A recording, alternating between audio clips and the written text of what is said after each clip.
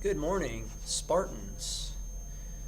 Okay, so today we have another vector easel tutorial, and this is W easel, if you didn't know that. Okay, so yesterday we did a color wheel effect, and today we're going to do a project based on that. Okay, so this video will serve as a review, but it will also give you an idea of what you'll be able to do for your project. Okay, so let's just start, and we'll start with a basic CMYK document.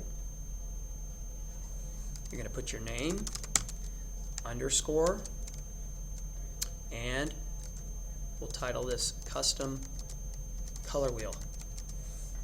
Alright, we'll go ahead and go with our usual 5x5 inch document size, and then click OK. Alright, so here's our 5x5 art board. I'm going to go ahead and clean up my workspace. Okay, a couple things we want to review are the shortcut keys. And so if you direct your attention to the fill and the stroke down at the bottom of your toolbar, we want to remove the stroke. So the first thing we're going to do is hit the X key that switches and brings the stroke above. We're going to go ahead and use the / key that will knock out the stroke, so that takes off the stroke, and then hit X again for the white. Alright, so we have a white fill, no stroke. Alright, next thing we want to do is to customize our Swatches palette. So we're going to bring up that palette and we're going to drag it out just like last time. Okay, I'm going to stretch it out. That allows me to see the colors in my Swatches palette. Next thing I'm going to do is add a color group. I'm going to name this custom number 1 and hit OK. Okay, so what we're going to do is we're going to customize our color group. We're not going to use a rainbow. In fact, your requirement for this project that you're going to turn in is to create your own palette. In fact, you don't have to customize it so much, but you can use the existing preset swatches that I'm going to show you right now. So if you drop down the little arrow here and you come down to the drop down menu and you open up Swatch Library, you will see a lot of different swatches already built into the Illustrator. And so you have art history, celebration, all the way down to web. So all you need to do is choose one of these, and I'll go ahead and I'm going to try foods. So you have swatches that are titled beverages, fruit, ice cream. I'll choose ice cream. And you see a set of swatches within that ice cream subset. Okay? Alright, so I'm going to take a couple of these and drag that into my new group.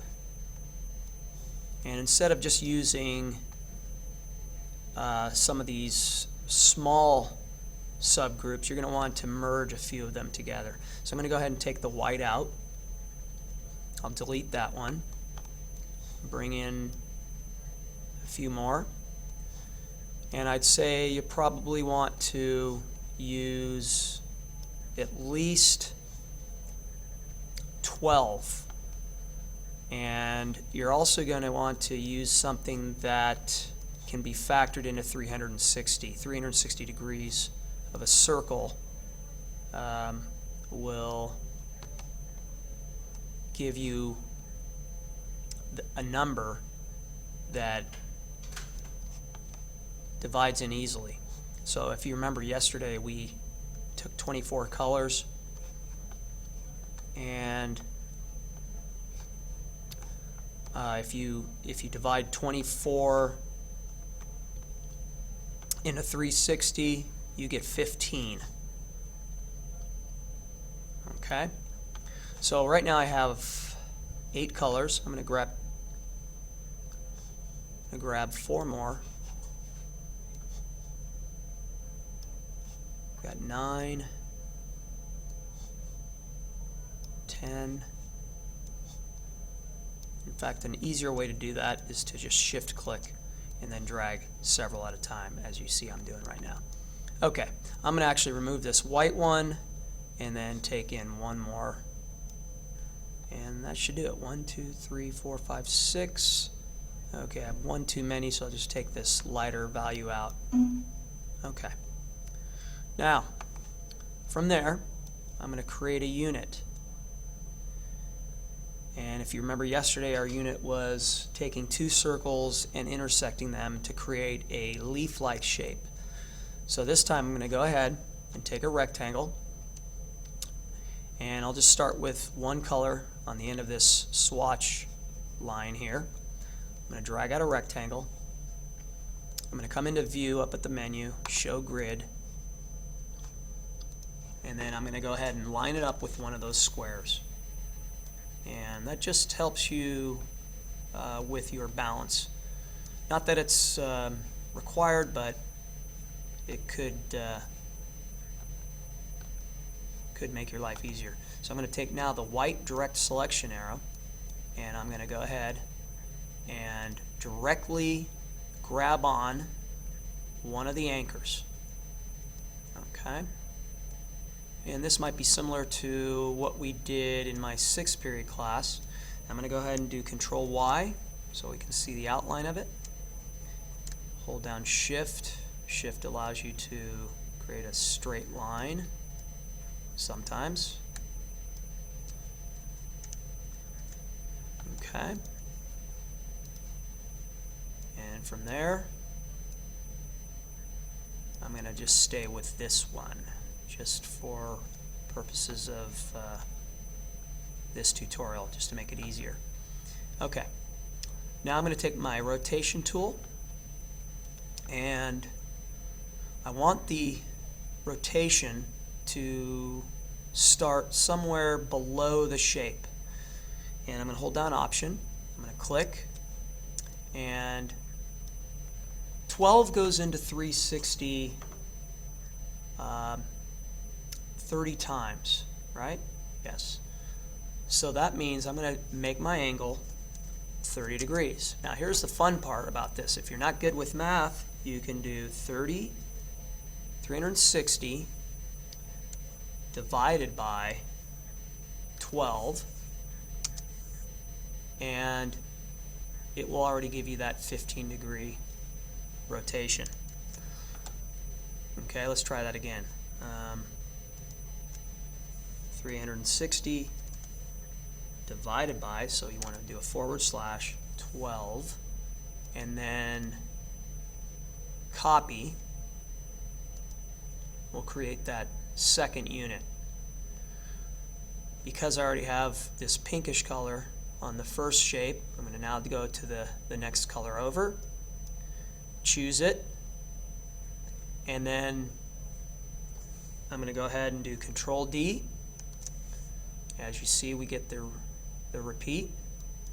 I'm going to choose the brown, Control D, and then I'm just going to keep going and choose a new color each time.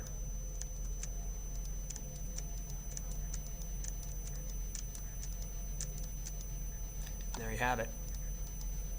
Now, if you recall during our tutorial yesterday, our practice one, we went ahead and selected all the actually we used a different blend. So I'm going to go to my transparency palette and take this out of normal and go into multiply and then reduce that transparency. Now you can choose what transparency you want. Yesterday we went to 20%. Okay, and so from there, I'm going to now select it and choose Control-G to group it. Okay, and if you check the layers palette, you'll see that group. Now, that concludes one such color wheel. Now, yesterday we did the rainbow colors, and we went in order of the color wheel with the yellows, oranges, reds, violets, blues, and then finally the greens. In this case, this is custom. You don't have to do it in any certain order, but you might want to play around with that and find something that is going to look pleasing. Okay? For our assignment, you're going to be required to do several different ones, and we'll say with a minimum of 5. And so for this to fit on the canvas, obviously you're going to need to resize things and then arrange them according to some kind of a balanced composition. Okay, so that concludes the tutorial. Hope this helped. After we view it in class one time together, if you still are having difficulties with this, you can view the tutorial on your own. Just make sure the volume is turned down. Okay, thank you.